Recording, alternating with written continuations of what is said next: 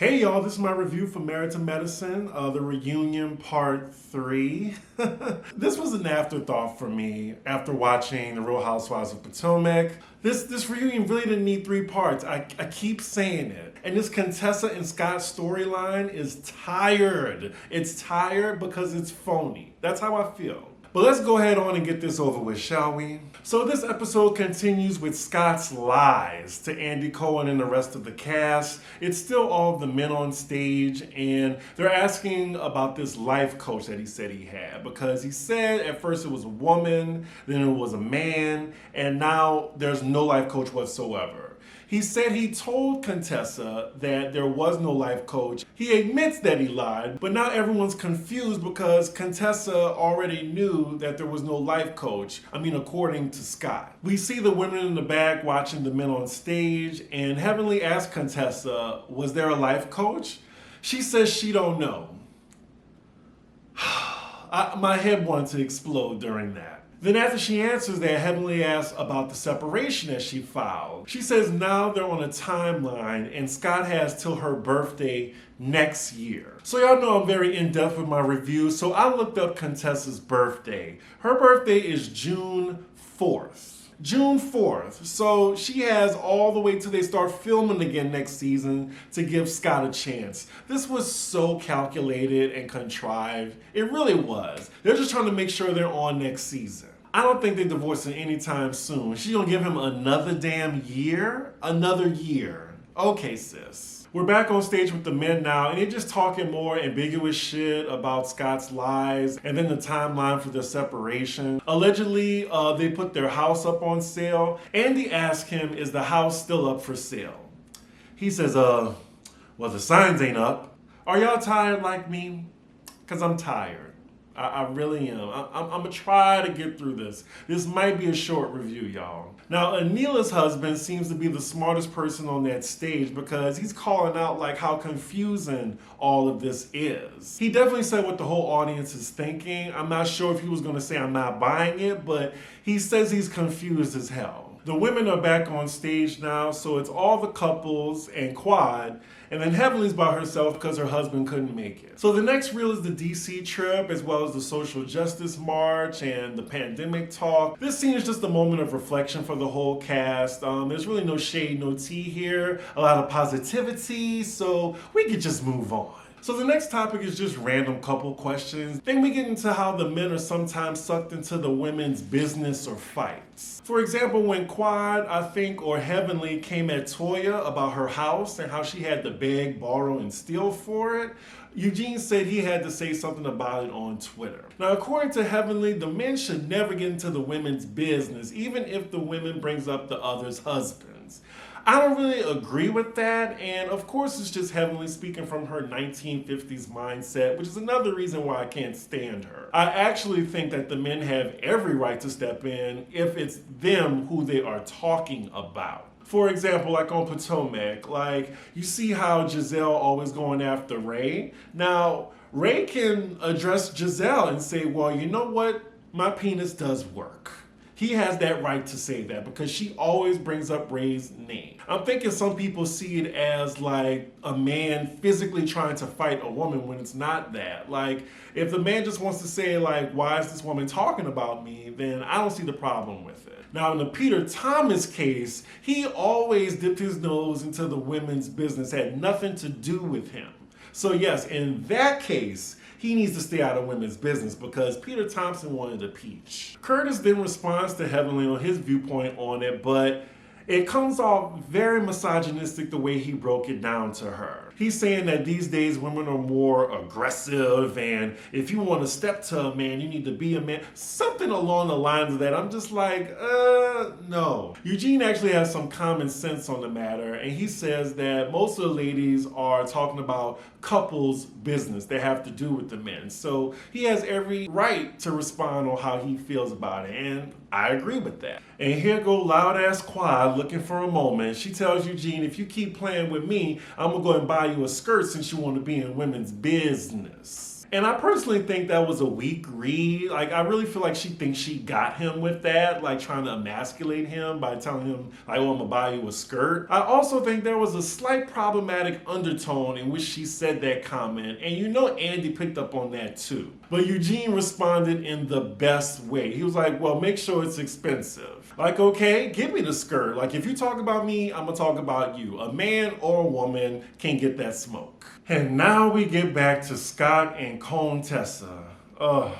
Okay. Andy first asked Simone and Jackie why they felt the need to try to help Scott and Contessa during the whole Jekyll Island thing. And they said, well, if it wasn't for the show and the castmates, like, it really helped their marriage. So they were thinking that this could help save Scott and Contessa's marriage. Now here's the problem with that, Simone and Jackie. You can't fix something when there's nothing to fix. And the way that their stories keep contradicting each other should really be like a red flag that something in the buttermilk ain't clean. Now everyone is attacking Scott for lying about the life coach. First it was a woman, then it was a man, and then it was no one at all. Contessa tells Andy that she's been told 6 stories, so she doesn't know what to believe. So how convenient it is for her to say she doesn't know if there's a life coach or not, or whether he's lying. And now he's saying that there was no life coach and he told her that there wasn't. It's just going around in circles. So then Heavenly asks Kieran, who's Anila's husband, what does he think about it? Because he does have the most common sense, it seems, and he's an outsider looking in on this. Immediately, Scott says he don't really need to say nothing. I mean, he don't know me. And then Contessa tells them both, please don't say anything. I don't want the wrath of Scott to come out. The wrath of Scott. Like, what does that mean? Does that mean he's violent? Is he violent towards you? Contessa then clarifies that when Scott is backed up into a corner, he feels like he has no choice but to defend himself, and she doesn't want him to curse them out. Dr. Kieran's like, he's not worried about him cursing him out, and what is Dr. Scott gonna do? Really? What you gonna do? Seriously. But again, Dr. Kieran is bringing up all the inconsistencies in their stories and comparing it to like a Hardy Brothers mystery. Everyone's laughing. Like, this is a joke. It's like from the life coach to the separation documents to all the ambiguousness. It's all ridiculous. Contessa again says all she wants is counseling. And I don't know, if this is indeed real, I think they are beyond counseling. They really are. They really just need to file for divorce if this is true. But I really don't think it is. And they're just acting like counseling is just going to be this magic wand that's going to make their marriage perfect. She also says for this reunion, like nothing was really solved in their divorce today. And of course not. We're just left with the same questions than when y'all started the reunion. I feel like the only way I'll believe this story is if they actually do go ahead and file for divorce. Like, they all live in Atlanta. Like, Fulton County court documents, you know, all these blogs would be on it. Just like how they were for Dr. Jackie's husband. I'm not sure about Cecil though. They didn't really have anything scandalous. But with Jackie's husband, yeah. Like, that shit came out immediately on the blogs. At this point, I think they definitely just secured their spot for next season. Because now the question is going to be, are they going to get divorced? They have a whole year until Contessa's timeline is up on June 4th. So then, yeah, we're going to have to find out the next season. So they all finally just leave it at that. The men exit the stage and it's just the women. And finally, thank God, we are off this topic. Thank God. So next they show a reel of all the shade that was thrown this season, especially in the confessionals. Andy asks all the ladies, who do y'all think is the most shadiest? I mean, of course everyone says Heavenly. I don't think Heavenly is shady, as she's actually just mean and evil. Like, Heavenly doesn't even remember all the cruel shit she said, even when Andy reminds her of it. Now Andy just asking them frivolous questions that eat up more time. I'm bored. I really am bored watching this. Like, why was this 3 parts? What was the reason? What was the reason? But I see that we are at the 5-minute mark, thank God, so it's almost over, y'all. So they're just having their final thoughts right now, and Andy's going around the room. Toya, for the first time this entire season, is acting like a rational person. She wants to make sure her relationship with Anila is repaired, and she's actually apologetic for her behavior this season. Who is this? Quad then waits till the very end to pick a fight with Toya, like surrounding her house or whatever.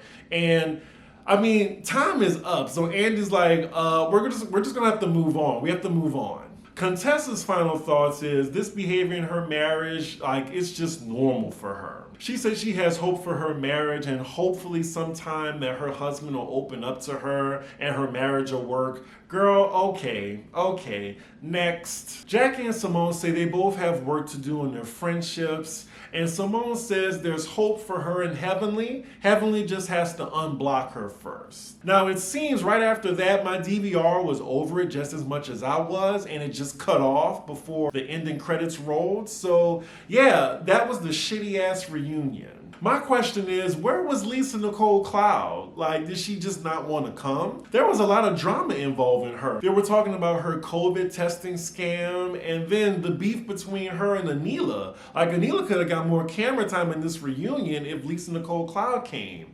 I think she just didn't want to come. She really doesn't need to come back to this show because she really is the punching bag. This reunion definitely felt long and drawn out. Like, they really could have put this in 2 parts. I cannot stress that enough. And as for Contessa and Scott, I just don't believe it. I really don't. And that's what I think annoyed me, because all it was this entire part 3 was them going back and forth, me being confused and like, this shit really ain't adding up. Is she really sad? Like, he can't keep track of what story he's on, and she's sticking to her woe is me and talking in riddle and questions. I was just over it. My overall score for this season would be a C-. The reunion, if I was just judging on that, it would be a D. They definitely should have Quad back. Bring the white chick back. What's her name?